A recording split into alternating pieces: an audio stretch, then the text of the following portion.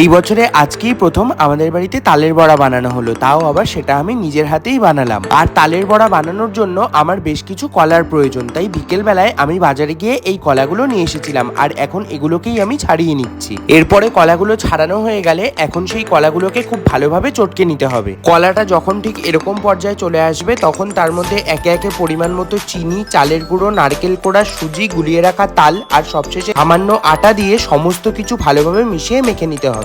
আর মাখার সময় যদি এই ব্যাটারটার থিকনেস অনেকটাই গাঢ় হয়ে যায় সেই ক্ষেত্রে এর মধ্যে কিছুটা কাঁচা দুধও ইউজ করা যেতে পারে, তবে আমার সেই সবের প্রয়োজন হয়নি। সমস্ত ব্যাটারটা মাখা হয়ে গেলে এখন কড়াইতে কিছুটা সাদা তেল গরম করে নিয়ে তার মধ্যে একে একে বড়াগুলো ছেড়ে দিয়ে এইভাবে সমস্ত বড়াগুলো ভেজে নিতে হবে। গ্যাসের ফ্লেমটা হাই টু মিডিয়ামে রেখে কিছুক্ষণ ভাজার পরে যখন বড়াগুলো ঠিক এরকম ব্রাউন কালারের হয়ে যাবে তখন বড়াগুলো একদম রেডি। তোমরাও এই তালের সিজনে অবশ্যই একবার বানিয়ে দেখো, খেতে কিন্তু অসাধারণ টেস্টি হয়।